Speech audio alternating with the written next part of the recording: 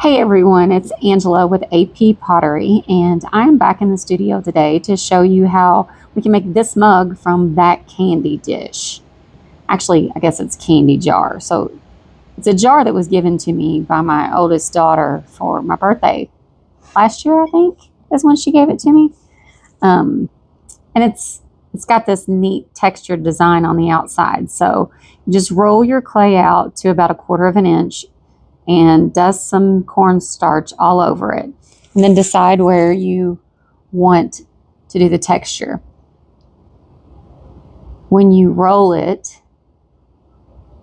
put even pressure on it to get the design down into the clay. And you can see it transferred really well. So then you take your pattern for whatever mug or whatever it is that you want to do. I'm doing a mug here. So I'm cutting out the body of it. As you can see, I also rolled with a Coal Mountain Pottery texture roller, a butterfly one. That's what's above it. But right now what you see me cutting out is the flower.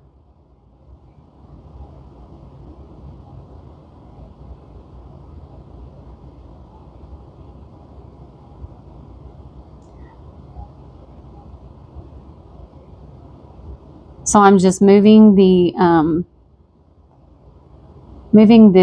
pieces that I've cut over onto this wear board, and I'm taking my finger and running it around the edges to compress the edges of it. You can also use the Mud Tools white smoothing sponge if it's just lightly damp, but just run your finger across it and that would be fine. Also flip it over, and you want to make sure that you go ahead and put your maker's mark on it now.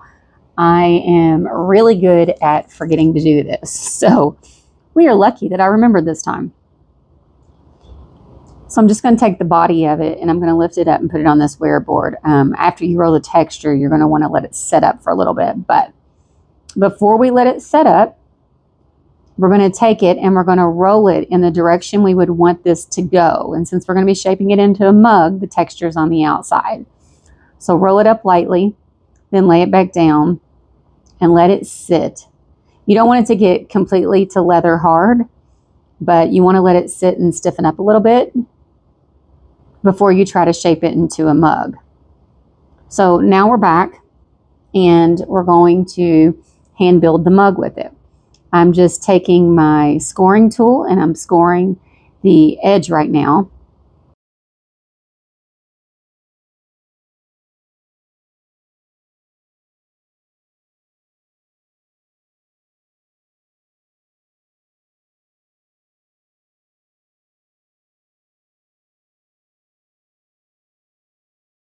So that I can lift it up and roll it together. Also, when it comes to putting the mug together, I don't use anything to wrap it around. I just kind of free shape it. I don't have like a plug, mug plug, or whatever you want to call it. I just kind of stand it up and do the shape and use that rim rounder. So we're scoring the edge of it, and then we're going back with a needle tool and doing a little deeper of a score so that the vinegar can get down there and make a stronger bond. We can get a better connection when we do shape the mug. We flip it over and score the other end. Score that baby up. Score, score, score. And then go back with the needle tool after you put some vinegar on it. Yep, got to put that vinegar down there.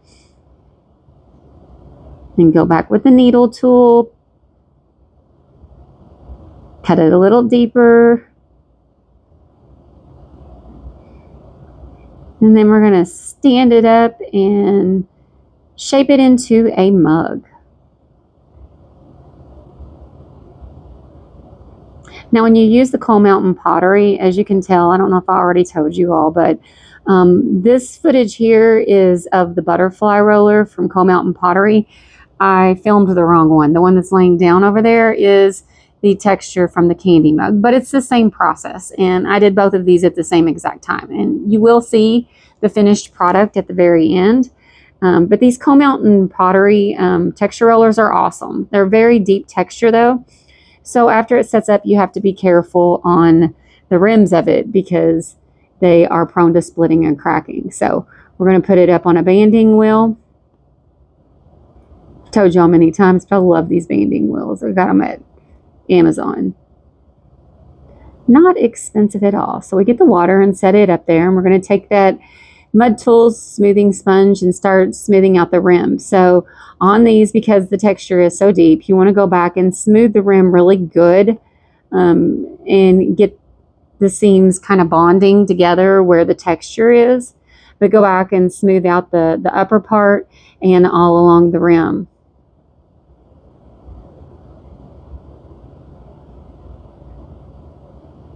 Get that sponge again, start smoothing that rim out, and then of course at the top you're going to kind of smooth over where it connects, and then you're going to take and you're going to use your finger and roll up on the seam. We're not going to try and blend it all together because we have all this texture, but just press from the inside and then press in from the outside, rolling that finger up.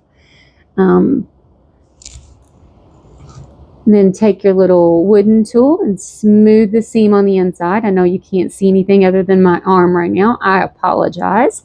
But that's what you're going to do, is take a smoothing edge and smooth that seam on the inside, and then get your sponge back, work on that rim again, smoothing it out.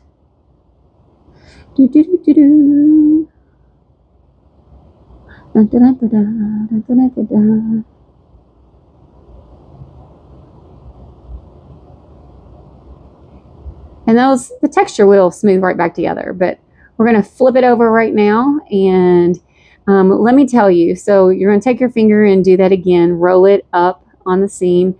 Make sure we have a good connection there. And then smooth out the bottom part of it and where the connection meets. Put that rim rounder in there and push around. Don't push too hard because you won't be able to get the mug back out. Ask me how I know. And also make sure before you start scoring on the bottom, make sure you have the right side that is, the bottom side facing up. Again, ask me how I know.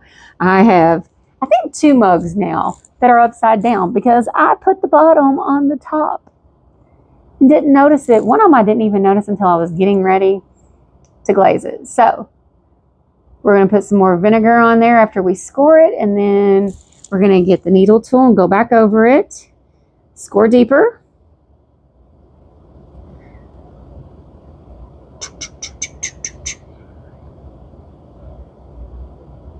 My mugs are still pretty. They're just upside down. And I may glaze them and keep them for myself. They're sitting on the shelf with the bisque right now. It's pretty interesting. Okay, move that to the side, get the bottom. You're going to put the smooth side up, and then we're going to score all along the outer edge. Maybe the outer 1/2 inch edge where it's going to connect to the bottom of the mug. Score around there with your scoring tool. Then get your vinegar and put your vinegar on there. And then you're going to grab that handy dandy needle tool again and pick it up and score again all the way around.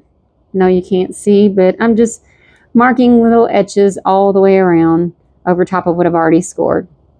And we're going to take this and we're going to place it on the bottom, which is at this point the top, and we're going to push it down and kind of wiggle it in and get it to attach to the mug, and go around in circles, pushing to get it attached.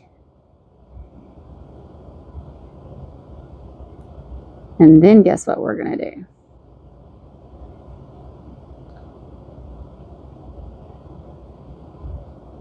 We are going to, nope, we're not going to get the smoothing sponge yet. We're going to take our finger, oh, yeah, we are. Sorry. Yep.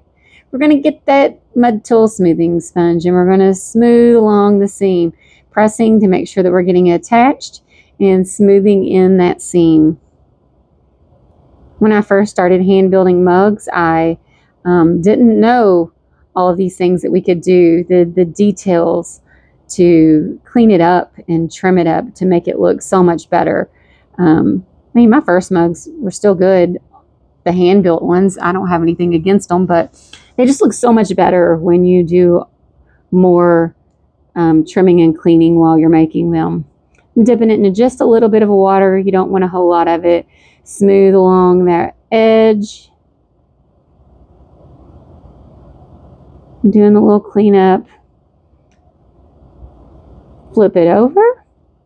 You can see where the clay is setting up and that thick, deep texture. So we're going to go around the rim again with the mud tool sponge, smoothing out the edges of it. Now we're on the top. So as you also start smoothing around the edges of it, we're going to take and put the rim rounder in there, make sure that we get it nice and round. And then when we pull it back out, you do what you like to do. I like the rims of my mugs to be a little thinner and a little flared out. So I go back over, and while I'm smoothing it, I pinch it and make mine a little smoother and flare it out just a little bit all the way around. I guess I could have fast forwarded on this, but I didn't.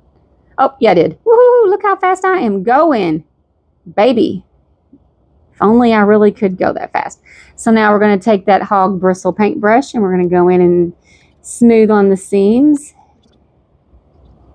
Smooth everything down on the where it's at the bottom, where the bottom is connecting to the mug. Then we're taking a smoothing paintbrush and smoothing some more. Going back and cutting off a little bit of the edge right where the rim is, trying to keep up here. It went a little fast. Round that rim out, go back in. We have a little rib, and now what we are doing is bellying this mug. So you're going to take a little red rubber rib, and you're just going to turn the mug slowly, not fast like this is, but slowly. And you're going to kind of push the belly out a little at a time, just a little. And it takes quite a bit of time, as you can tell. You just keep going around in circles and belly it until you get it to your desired shape. Round that rim. And now we're going to take the angled tool and we're going to trim up the bottom all the way around with the angle pointing down. And then we're going to go back and turn it the other direction.